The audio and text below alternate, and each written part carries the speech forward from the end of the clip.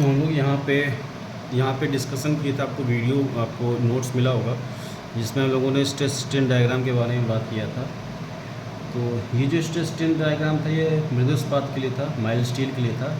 और ये डायग्राम को बनाने का उद्देश्य ये था कि जब किसी भी बॉडी का तनाव परीक्षण होता है, जब टेंसाइल टेस्ट होता है, तो उसमें जो प्राप्त stress strain diagram, stress strain जो कर्व्स होता है उसको इस डायग्राम के थ्रू समझाया गया है। इस वक्र में जो पॉइंट O होता है, this is point O। Point O पर छड़ में कोई प्रतिबल तथा विकृति नहीं होती इस पॉइंट पे, ठीक है। लेकिन जब छड़ पर धीरे धीरे खिंचाव बल बढ़ाया जाता है तो पदार्थ के प्रतिबल, मतलब कि उसके स्ट्रेस तथा विकृति जो कि स्ट्रेन है में वृद्धि होती है। बिंदु O से A तक प्रतिबल P तथा विकृति E में समानुपाती का रिलेशन होता है, इसलिए इसको बोलते हैं कि दिस इज़ प्रोपोर्शनलिटी लिमिट। और जो यहाँ पे जो लाइन ड्रॉ होती है वो इक्वल प्रोपोर्शन में लाइन ड्रॉ होती है और ये हुक्स के नियम को भी पालन करती है। इसलिए बिंदु A को हम लोग प्रोपोर्शनलिटी लिमिट या समानुपाती सीमा कहते हैं। प्रतिबल तथा विकृति में समानुपात के संबंध के कारण ही O से A तक आरेख में सरल रेखा प्राप्ति होती है। आप सरल रेखा देख रहे हैं, ठीक है। इस प्रोपोर्शनलिटी के बाद, इस प्रोपोर्शनल पॉइंट के बाद ये लीनियरिटी खो के प्रोपोर्शनल लिमिट के बाद ये नॉन लीनियरिटी आ जाता है, नॉन लीनियर कर्व बनना स्टार्ट हो जाता है। इसलिए इसमें लगभग A के बाद, या कहीं कहीं फिगर में क्या होता है कि आपको A और B अलग अलग दिखाया गया है, लेकिन ये एक्चुअल में जो होता है A और B एक ही पॉइंट पे होते हैं। प्रोपोर्शनलिटी लिमिट आती है, उसके बाद इलास्टिक लिमिट स्टार्ट हो गई। इलास्टिक लिमिट जैसे ही खत्म हुई बॉडी यील्ड छोड़ना स्टार्ट हो जाएगा। तो ये A और B जो आपको दूरी दूरी पे दिखाई गई है, ये एक्चुअल में इसी पॉइंट पे A होता है, इसी पॉइंट पे B भी होता है, जो टू स्ट्रेस डायग्राम होता है। लगभग A पर ही बिंदु B प्राप्त होता है तथा A तथा B को अत्यंत सावधानी एवं सूक्ष्म रूपी अंतर द्वारा ही अलग अलग स्थानों पर प्राप्त किया जा सकता है। O से B तक पदार्थ में प्रत्यास्थता का गुण पूर्ण रूप से पाया जाता है। इस बीच किसी भी समय बल को हटा लेने पर पुनः बल को जैसे ही हटाएंगे पुनः बल अपने आरंभिक आकार में धारण कर लेता है। इसलिए बिंदु B को हम लोग प्रत्यास्था सीमा कहते हैं। इसके पश्चात छड़ पर बल और अधिक बढ़ाने से स्ट्रेन भी बढ़ता है, परंतु अब प्रतिबल तथा विकृति में सरल रेखीय संबंध नहीं रहता। देखिए यहाँ पे लीनियरिटी खो गया, ये नॉन लीनियर हो गया, नॉन लीनियर यहीं तक था, इसके बाद ये लीनियरिटी खो दिया, ठीक है। ऐसा कोई संबंध नहीं रहता है, बल्कि एक कर्व प्राप्त हो जाता है। यह वक्र B से C तक दर्शाया गया है। यहाँ पे आपको A से B तक दर्शाया गया है। B से C जो है वो यील्ड है, ठीक है। वो B से C इसलिए बोल रहा है क्योंकि B को यहीं पे मान रहा है। इस वक्र को हम लोग B से C जो है, इस वक्र को, क्योंकि बोला गया कि इसी पॉइंट को प्रोपोर्शनलिटी लिमिट बोलते हैं और इसी पॉइंट को लिमिट इलास्टिक लिमिट भी बोलते हैं, ठीक है। तो ये B से C तक दर्शाया गया है। B से C के बीच यदि छड़ पर से बल हटा दिया जाए तो छड़ में कुछ विकृति शेष रह जाती है, क्योंकि प्रत्यास्थता के गुण के कारण में इसमें कमी आती है। पॉइंट C को यील्ड पॉइंट बताया गया है, ठीक है। पॉइंट C पर पहुंचने पर पदार्थ बिना बल बढ़ाए ही ये अचानक से इसमें विकृति आ जाती है। ये अचानक से बल हम कुछ नहीं लगाए, लेकिन ये विकृति आ गई C से D पे, ये अचानक से विकृति आई है, स्ट्रेन हुआ है, विकृति आई है, जिसके कारण अपर यील्ड और लोअर यील्ड पॉइंट जनरेट हो गया, ठीक है। और इस पॉइंट पे जो स्ट्रेस जनरेट हो रहा है उस स्ट्रेस को हम लोग यील्ड स्ट्रेस बोले हैं, ठीक है। पॉइंट C पर जो होता है वो बल का उच्च हायर यील्ड पॉइंट जनरेट होता है और पॉइंट D पर आपको लोअर यील्ड पॉइंट जनरेट होता है, ठीक है। बिंदु E पर छड़ की काट किसी एक स्थान पर बहुत कम हो जाती है, जिसके से वेस्ट या नेक फॉर्मेशन होता है। मतलब ये अपर यील्ड के बाद जैसे ही ये इस पर बल बनाया तो ये नेक फॉर्मेशन स्टार्ट हो जाएगा, और जैसे ही बल बढ़ाए नेक फॉर्मेशन स्टार्ट हुआ, फिर ये अपने आप टूट जाती है, फ्रैक्चर हो जाती है, ठीक है। अधिकतम बिंदु E पर प्राप्त होता है। इसके बाद क्या होता है कि वो अंतिम प्रतिबल F की द्वारा फ्रैक्चर हो जाती है। तो इस प्रकार से आप लोगों ने देखा कि डक्टाइल मटेरियल के लिए हम लोगों ने कैसे स्ट्रेस स्ट्रेन डायग्राम को समझा। यहाँ पे बात करते हैं, ये टू स्ट्रेस स्ट्रेन डायग्राम था, यहाँ पे भी आता है ये टू स्ट्रेस स्ट्रेन डायग्राम बन रहा है। ए पॉइंट और बी पॉइंट इसी पॉइंट पे बन जाता है। सी और डी में आपको अंतर नहीं दिखेगा, सी यहाँ पे बनता है, डी यहाँ पे बनता है, ठीक है। तो उसके बाद सीधे ये ई मिलता है और ई के बाद सीधे ये एफ पे फ्रैक्चर हो जाता है। सेम प्रकार से ये ब्रिटल मटेरियल की बताया गया था, डक्टाइल मटेरियल की बताया गया। मान लीजिए बाई चांस आपसे पूछ लिया गया, क्या पूछ लिया गया कि हमको ऐसा है कि हमको स्ट्रेस स्ट्रेन डायग्राम किसी अल्मुनियम का बताइए। अब अल्मुनियम का स्ट्रेस स्ट्रेन डायग्राम बताना इजी नहीं है, तो अल्मुनियम का देख लीजिए स्ट्रेस स्ट्रेन डायग्राम कैसे बनता है। मान लीजिए ये स्ट्रेस है और ये स्ट्रेन है, तो अल्मुनियम का जो स्ट्रेस स्ट्रेन डायग्राम बनता है वो कुछ इस प्रकार से बनता है। नोट करते जाइएगा, नोट्स आपका ऐसे ही बनेगा। नोट्स जहाँ तक हो सकेगा आपको प्रोवाइड किया जाएगा, लेकिन जहाँ जहाँ हो रहा है ये वीडियो बनाने का मकसद ये है कि आप लोग यहाँ पे हर चीज़ एक समझ जाएं, नोट्स तो बनता ही रहेगा। तो ये किसका निकल के आया है, ये अल्मुनियम के लिए निकल के आया है स्ट्रेस स्ट्रेन डायग्राम। बट अगर वही हम लोग को रबड़ के लिए निकालना होता तो रबड़ के लिए अगर ये रिवल है और ये विकृति है तो रबड़ के लिए जो बनता वो आप जानते होंगे, ये कौन सा कर्व है आप लोग पढ़े होंगे। इस प्रकार से ये रबड़ के लिए स्ट्रेस स्ट्रेन डायग्राम बनता। दूसरा आता था कि सर अल्टीमेट स्ट्रेस क्या होता है। अल्टीमेट स्ट्रेस पॉइंट ये है, ठीक है। अल्टीमेट स्ट्रेस किसे बोलते हैं, जिस भार पर पदार्थ ठीक टूटने की स्थिति में आता है उसे अंतिम भार कहते हैं। अंतिम भार अल्टीमेट स्ट्रेस एक ही चीज़ है, ठीक है, समझ में आ रहा है। तो अगर अंतिम भार या अंतिम तनाव प्रतिबल निकालने के लिए आ गया, अल्टीमेट स्ट्रेस निकालने के लिए आ गया, तो क्या करेंगे, अंतिम तनाव भार, अंतिम तनाव भार कितना लगाया गया था अपॉन उस समय उस काट का क्षेत्रफल।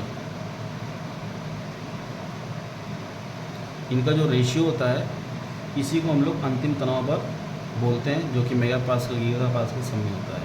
नेक्स्ट आता है मेरा वर्किंग स्ट्रेस, कार्यकारी बल। ये क्या होता है, तो कार्यकारी बल होता है कार्य करते समय किसी पदार्थ पर सुरक्षा की दृष्टि से जितना अधिकतम प्रतिबल मान्य होता है उसे कार्यकारी बल प्रतिबल कहते हैं, ठीक है। अंतिम क्या होता है, ultimate stress, working stress equals to हो जाता है अंतिम तनाव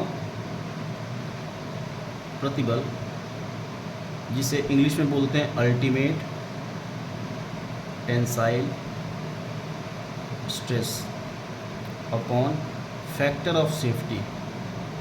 फैक्टर ऑफ सेफ्टी मतलब सुरक्षात्मक बल। बताया ना, बोला है क्या, कार्य करते समय किसी पदार्थ पर सुरक्षा की दृष्टि से जितना अधिकतम बल प्रतिबल मान्य होता है उसे कार्यकारी प्रतिबल कहते हैं, और इस समय पदार्थ पर लगे भार को सुरक्षात्मक भार कहते हैं। बताया गया था जब भी किसी चीज़ की डिज़ाइनिंग होती है तो हम लोग पहले उसका फैक्टर ऑफ सेफ्टी क्रिएट करके ही लेके चलते हैं। नेक्स्ट आता है फैक्टर ऑफ सेफ्टी। क्या होता है, फैक्टर ऑफ सेफ्टी में बोला गया है कि अल्टीमेट टेंसाइल स्ट्रेस मतलब अंतिम तनाव बल, और वर्किंग स्ट्रेस मतलब कार्यकारी प्रतिबल।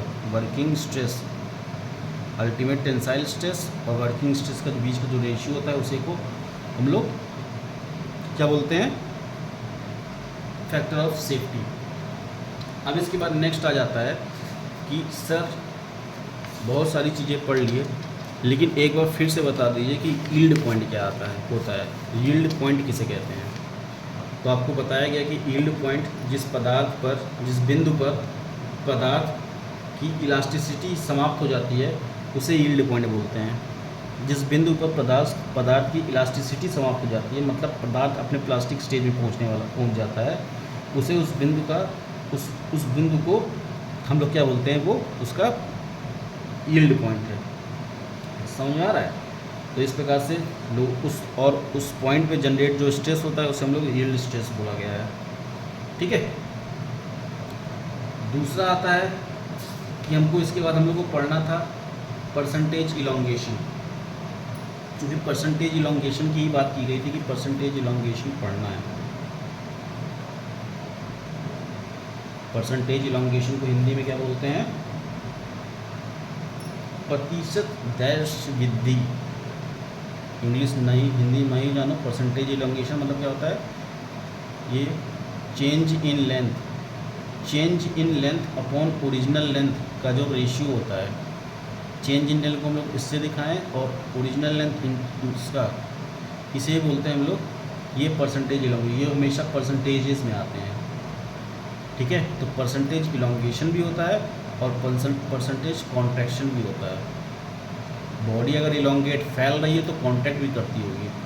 जब कॉन्ट्रैक्ट करेगी तो change in area upon original area into 100। तो परसेंटेज इलोंगेशन भी होता है, परसेंटेज क्या होता है? कॉन्ट्रैक्शन। सेम इसी प्रकार से अब हमको निकालना रहता है हर बॉडी का परसेंटेज इलोंगेशन। जो हमको निकालना है, हमको एक बार यूनिफॉर्म रॉड का निकालना है कि यूनिफॉर्म रॉड का परसेंटेज इलोंगेशन क्या कैसे निकाला जाता है, और दूसरा निकालना है हमको टेपर्ड बार का। टेपर्ड बार का भी निकालना, एक और है कोनिकल बार, ठीक है। अब इन तीनों को निकालना है। तो कभी कभी क्या होता है ना, बॉडी में फोर्स लगाने के कारण बॉडी इलोंगेट होती है, और कभी कभी इसमें भी दो कंडीशन में जाते हैं। बॉडी कभी कभी फोर्स लगाने पे इलोंगेट करती है, और कभी कभी अपने खुद के वेट के कारण इलोंगेट करती है, सेल्फ वेट, ठीक है। तो सेल्फ वेट के कारण भी बॉडी के अंदर कुछ इलोंगेशन आता है, और वेट लगाने पे भी इलोंगेशन आता है। तो हम लोग दोनों कंडीशन एक एक करके लेके चलेंगे। पहले हम लोग यूनिफॉर्म रॉड लेके चलेंगे। यूनिफॉर्म रॉड को ही कहीं कहीं प्रिज्मेटिक बार भी बोला जाता है, प्रिज्मेटिक बार, ठीक है, एक समान काट वाला। तो जैसा कि आप लोगों ने हुक्स लॉ पढ़ा था, और अगर हम लोग हुक्स लॉ के द्वारा बताया जाए, stress is directly proportional to strain within elastic limit, इसी क्वेश्चन के थ्रू बताया गया था, ठीक है। और यहाँ पे आपको बताया जाता है कि ये प्रतिबल होता है, इसको हम लोग लिखते हैं वर्क अपॉन फोर्स अपॉन, अब ये फोर्स को W से दिखा रहे हैं, फोर्स अपॉन एरिया। अब प्रोपोर्शनलिटी साइन हटाएंगे तो एक कांस्टेंट जुड़ जाता है जिसे यंग्स मॉडुलस बोला गया है, और ये स्ट्रेन है, स्ट्रेन का दिखाने का मतलब होता है change in length upon original length. और आपको परसेंटेज इलोंगेशन निकालना है, मतलब आपको पहले इलोंगेशन कितना हुआ वो निकालना है। तो डेल एल की वैल्यू हम जब निकालेंगे, ये आ जाता है WL अपॉन AT। ये किसके लिए आया है? ये आया है यूनिफॉर्म या प्रिज्मेटिक बार के लिए, ठीक है। अब यही बार अगर अलग अलग क्रॉस सेक्शन के होंगे, मान लीजिए अभी मेरे पास बार एक समान काट के थे, मान लीजिए आपके पास एक और बार आ गया जो इसके साथ इस प्रकार से लगा होगा। इन बार्स की अलग अलग लेंथ होंगी, L1, L2 एंड L3। इनके एरियाज़ भी अलग अलग होंगे, इसके कुछ अलग अलग डायमेंशन होंगे, इसके कुछ D1 होगा, ये D2 होगा, एरिया A2, ठीक है, ये D3, एरिया A3। हो सकता है ये जो बार्स बने हैं, ये जो एक बार है, ये दूसरा बार है, हो सकता है ये सेम मटेरियल के हो। अगर सेम मटेरियल के होंगे तो E1, E2, E3 की वैल्यू सेम रहेगी, बट क्वेश्चन में ये भी बदल सकता है कि ये आयरन का हो या एल्युमिनियम का हो या कॉपर का हो, तो वहाँ पे E1, E2, E3 की वैल्यू अलग अलग हो जाएगी। तो हम लोग पहले ये देखेंगे कि हम लोग ये मान के चलेंगे कि इनके जो बार्स हैं वो सेम यंग्स मॉडुलस हैं, सेम मटेरियल के हैं। तो इस मटेरियल का इस बार के लिए, इस बड़े वाले बार के लिए जिसका रेडियस D1 है, हम लोग इसका क्या निकालेंगे? इस बार का परसेंटेज इलोंगेशन निकालेंगे। कब? जब हम लोग इस पर फोर्स लग रहा होगा, क्योंकि फोर्स के कारण हो रहा है, ठीक है, फोर्स लग रहा है, F फोर्स लग रहा है। F फोर्स के कारण इसके अंदर क्या इलोंगेशन हो रहा है, अलग अलग बार का अलग निकालेंगे, इसका अलग निकालेंगे, इसका अलग निकालेंगे, इसका अलग निकालेंगे। तो पहले हम लोग इसको मार्क लेते हैं, ये 1 है, ये 2 है और ये 3 है। तो पहले 1 वाले के लिए हम लोग निकालेंगे क्या? डेल L1 की वैल्यू। तो डेल L1 की वैल्यू आपको पता है कि तीनों मटेरियल सेम है, तो फोर्स कितना लग रहा है? F, लेंथ L1 है, एरिया A1 होगा और E, ठीक है। ई जो है वो सबके लिए सेम है, इसलिए ई लेके चलेंगे। सेम इसी प्रकार दूसरे वाले बार के लिए निकालेंगे, दूसरे वाले बार के लिए निकालेंगे तो आएगा del L2 is equals to F L2 upon A2 E. तीसरे के लिए निकालेंगे तो तीसरे के लिए क्या आएगा, del L3 is equals to F L3 upon A3 E. ठीक है। अब क्योंकि ये इलोंगेशन हो रहा है और ये सारे इलोंगेशन किसके कारण हो रहे हैं, इस फोर्स के कारण हो रहे हैं, तो जो लेंथ में चेंज आएगा, वो लेंथ में जो चेंज आएगा वो इस प्रकार आएगा कि del L is equals to हो जाएगा change in length of first figure, change in length of second plus change in length of third. ये तीनों का बीजगणितीय योग होगा। ठीक है। अब वैल्यू जब आप पुट करोगे इसके अंदर, वैल्यू जो आप निकाले हो, यहाँ पे देखो f और e कॉमन है, इसलिए हम लोग f और e की वैल्यू से बाहर निकाल लेंगे और जो रिलेशन निकल के आएगा वो L1 upon A1 plus L2 upon A2 plus L3 upon A3 निकल के ये आया। इससे हम लोग क्या निकाल दिए कि पूरे बार में F फोर्स के कारण कितना इलोंगेशन हो रहा है। ठीक है। तो इस प्रकार से हम लोगों ने प्रिज्मेटिक बार का इलोंगेशन निकाला और अलग अलग क्रॉस सेक्शंस के वैल्यूज़ के कारण भी जो इलोंगेशन होता है वो निकाल लिया है। ऐसे ही न्यूमेरिकल भी सॉल्व करने होते हैं। बाई चांस आप एक अगर न्यूमेरिकल करना चाहो इस पे बेस्ड तो हम लोग कर सकते हैं। आइए देखते हैं कोई न्यूमेरिकल अगर याद हो या कहीं से मिल जाए।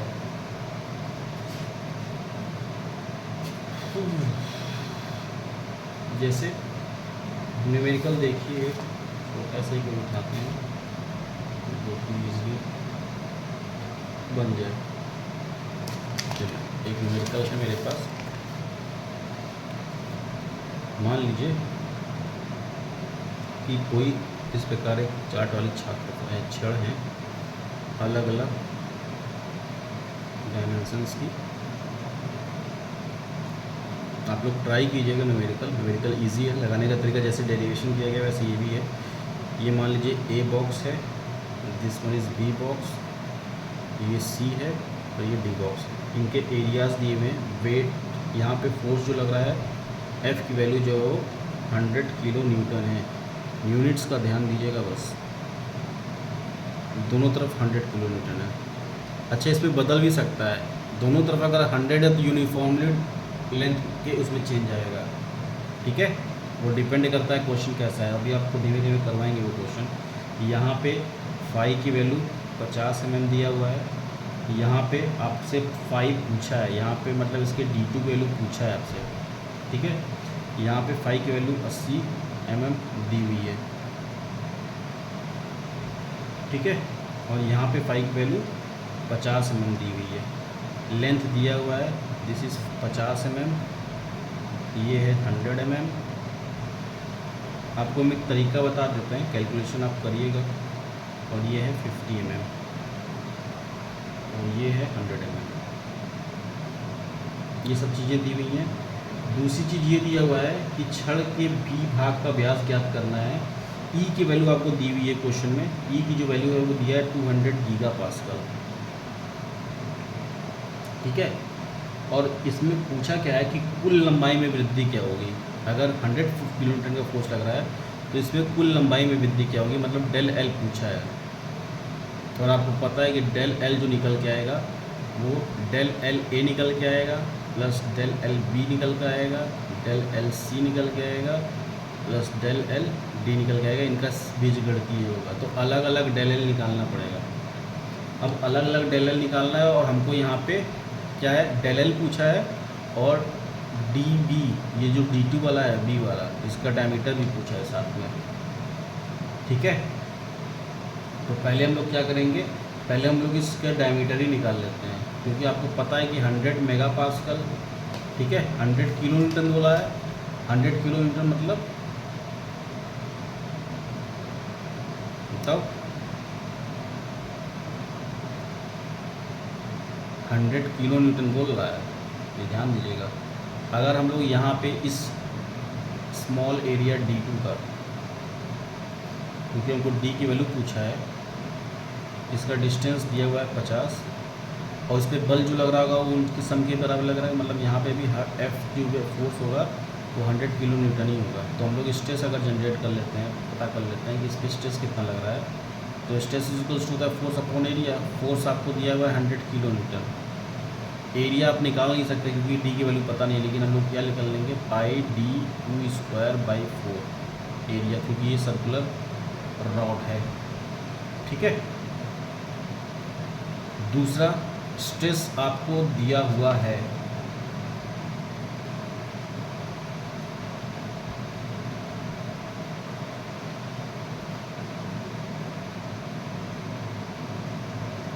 स्ट्रेस दिया हुआ है, तो आप लोग यहाँ से देखो स्ट्रेस तो दिया हुआ है ना, फोर्स तो लग रहा है, लेकिन जो स्ट्रेस जनरेट हो रहा है वो 100 किलो न्यूटन का ही जनरेट हो रहा है।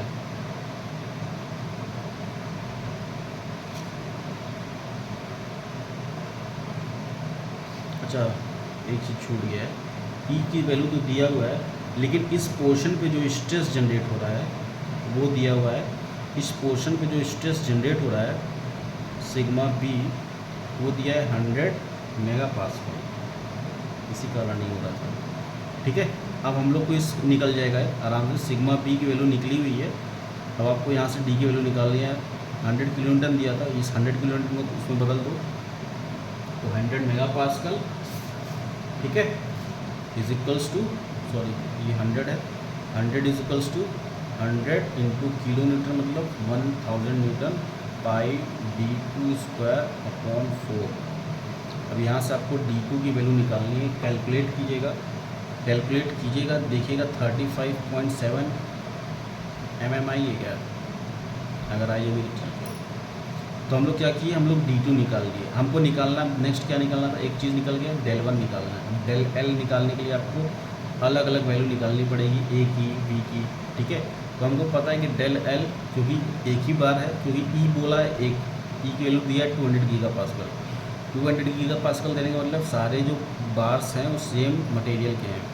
तो आपको del L A, del L B plus del L C plus del L D निकालेंगे। अब वैल्यू पुट करेंगे, क्योंकि आपको पता है कि एफ और ई तो कॉमन रहेंगे।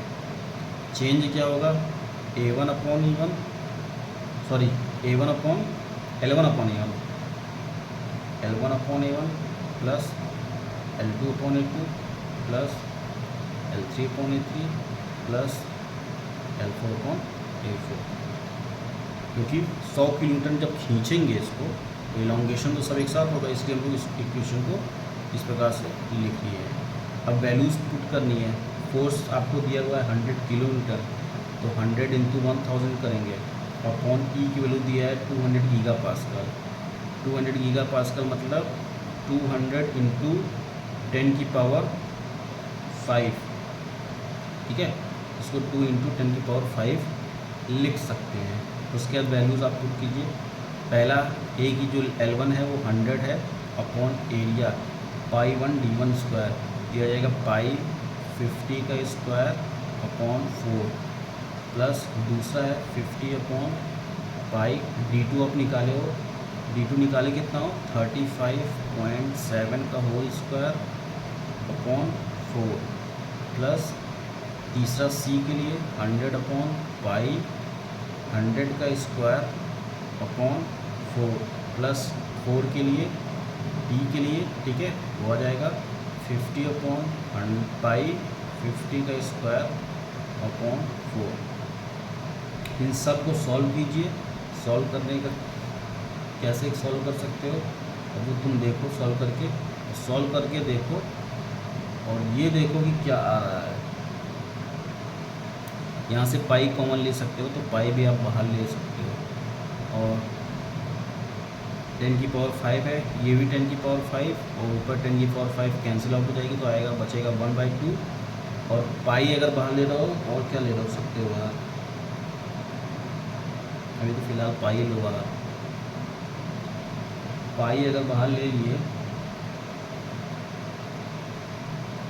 तो देख के सॉल्व करो, बचेगा क्या 100 अपॉन, अच्छा ये 4 भी ऊपर सब बचेगा, ये 4 भी बचेगा तो 4 भी बाहर ले लो, ये सारे फोर्स हैं ऊपर जाएंगे तो 4 भी बाहर ले लो, तो आपके पास सीध हो जाएगा 100/50 का स्क्वायर प्लस 50/35.7 का स्क्वायर प्लस ये 1/100 बचेगा मेरे ख्याल से 100/100 का स्क्वायर 80 था ये। एक चेक करना कोई क्वेश्चन में गलती हो है 100/80। अच्छा ये 80 था इसका डायमीटर, ये डायमीटर 80 था। ठीक है, तो इसको भी सॉल्व करना आएगा 100/6400 प्लस 50 ये तो हो जाएगा 1/ये हो जाएगा 1/50। इसको सॉल्व करना 4/5, इसको सॉल्व करना देखना क्या आएगा 0.0731 आ रहा है क्या है।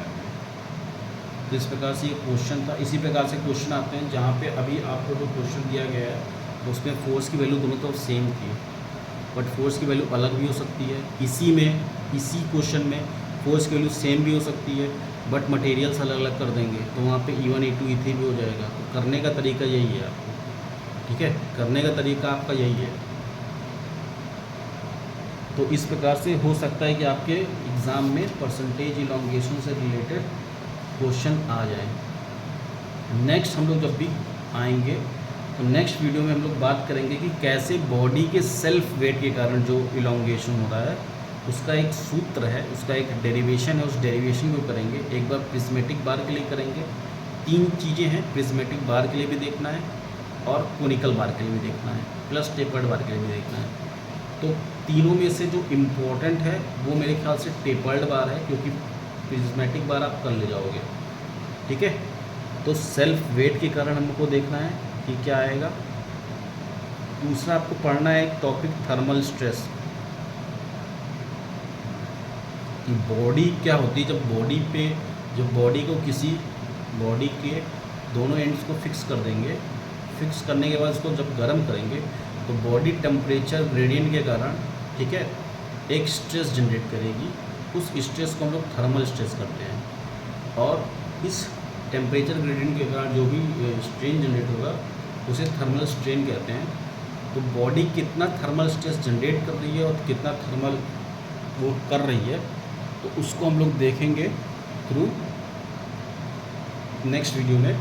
तो नेक्स्ट वीडियो में हम लोग देखेंगे कैसे कोई बॉडी, ठीक है, कैसे कोई बॉडी थर्मल स्ट्रेस जनरेट कर रही है, कितना स्ट्रेस जनरेट कर रही है। तो ये फिगर था, इस फिगर के थ्रू हम लोग समझे।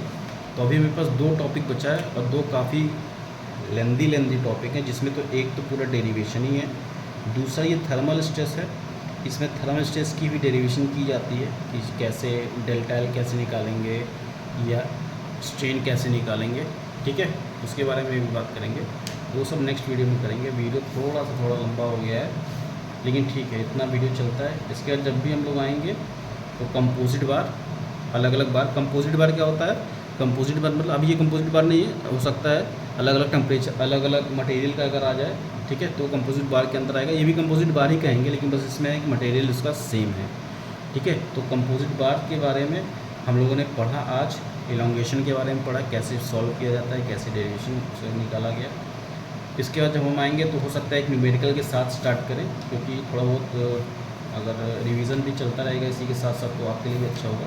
तो हम लोग जब भी नेक्स्ट वीडियो लेके आएंगे तो एक डेरिवेशन एक न्यूमेरिकल के साथ फिर से स्टार्ट करेंगे, नया कोई न्यूमेरिकल होगा, ठीक है, उसको सॉल्व करके दिखाया जाएगा।